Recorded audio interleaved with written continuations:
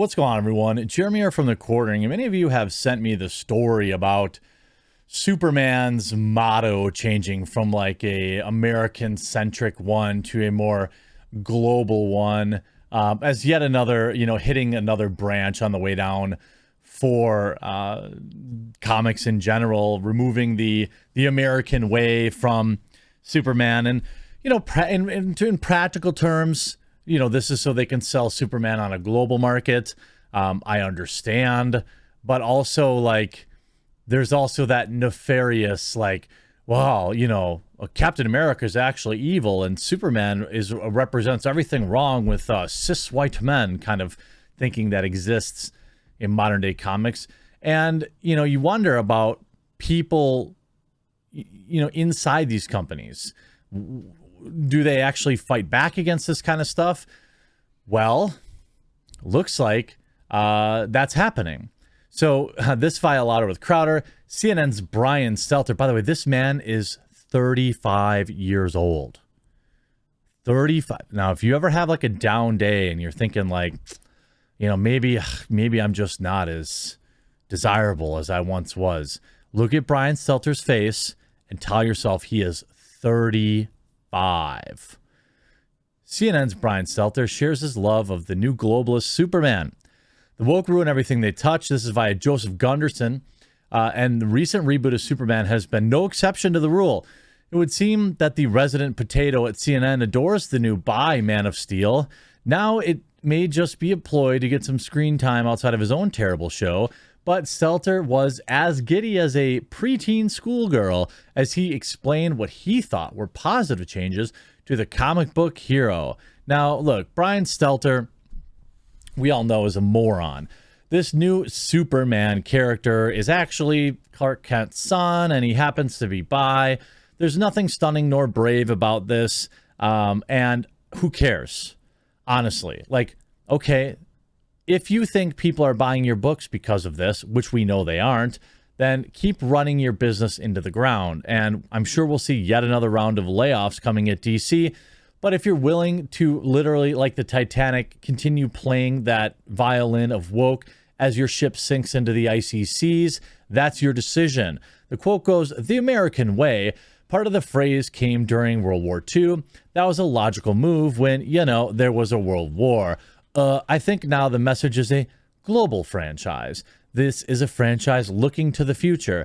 And that kind of ethno-nationalism, perhaps is not the right style going forward. He's addressing another recent change to a beloved superhero, which modified his original catchphrase, truth, justice, and the American way. I actually think original catchphrase didn't include the American way, way back in the day, to truth, justice, and a better tomorrow. But hey, who can argue who's against a better tomorrow? Sounds kind of vague and simple to me. And vague and simple, just the way Brian likes it. He's going to go home to simple Jack against his headboard. I don't really know what that means. But I think many of us could argue against removing the American way from Superman. Weirdo leftists already made him bi. Sort of. But now you're looking to remove any semblance of patriotism from the character.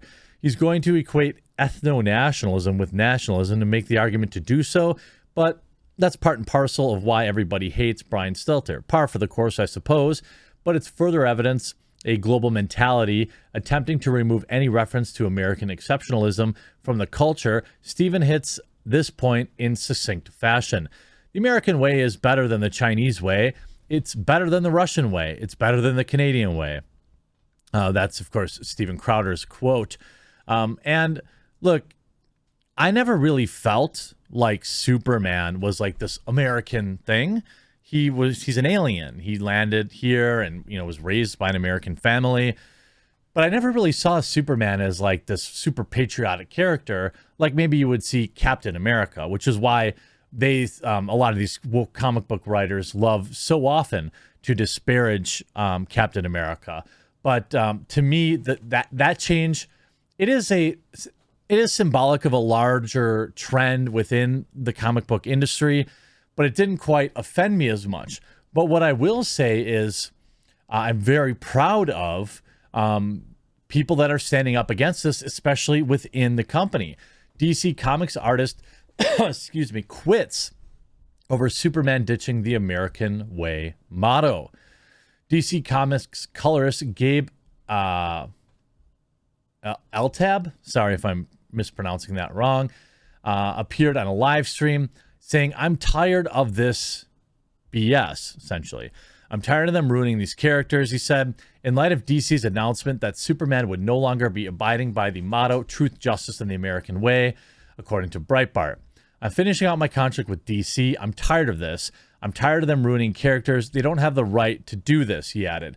He also continued that, citing his grandfather almost died in the war, and changing Superman's motto from the American way to a better tomorrow is disgraceful for those who fought and died. That's a fair statement to make. You know, I never, connected Superman, again, with like a strong sense of patriotism, but some did, clearly. "My grandpa almost died in World War II. We don't have the right to destroy stuff that people died to give us. It's a bunch of nonsense. They call us bigots and all sorts of other stuff," commenting on the woke populized push of ideological change undertaking the comic book industry. "I would ask them, find me in the mainstream, not on the fringes. One effing book, one effing t-shirt, one movie that says leftism is bad and conservatism is good. Find it for me." They won't. And they're not letting people have a voice. They're the ones that are the bigots. A lot of expletives laden in there. But changing Superman's motto isn't the only recent change. Recently, DC added that Superman now has a bi son who will be taking up his father's superhero mantle. Again, this kind of stuff is part and parcel for the modern day comic book industry. And, it's why it's failing. It's really why it's failing. And it's not because, this is one of those nuanced things that, a lot of people just don't understand. Not my viewers, but the people that push this stuff. That, your orientation is not a character trait. The fact that Superman's son is bi isn't going to sell a single book, and it never has.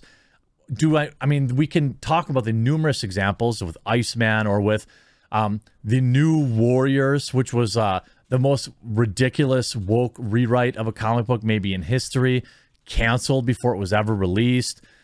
Squirrel Girl. There's just innumerable, comic books that want to pander, but pandering doesn't sell books. Superman's character could slay all the man booty he wants, but if the book isn't good, if the action isn't good, if the story isn't good, then nobody's going to watch it or read it. And to be quite honest, there's always kind of, many books. There are love interests for characters. It's not as if, I don't think that is genuine to say hey, nobody cares about these relationships. But when you're catering to 2% of people, 1% of people, and these people also don't buy your books, you're going to have terrible sales. And what happens, ultimately because of this is people lose their jobs. Now, we've seen people like Ethan Van Sciver and many other comic book pros kind of go to the a la carte direct-to-consumer market and make a lot of money. A lot more money than they were making, for DC or for Marvel. And they don't have to compromise their values. They don't have to, muzzle themselves in terms of interacting with their critics. They don't have to toe the company line. And I'm sure this is getting more and more attractive to a lot of people in the comic book industry. I applaud him for putting his foot down and quitting. Certainly, that's a bold start. More than most people who will just complain about stuff online. This guy actually put his job up for it. So I'll be watching for, the books that he puts out. For me, I'm not really looking for books that, quote, promote conservatism either. I just want good kind of fantasy tales that are about, wacky things or, wild things that are happening.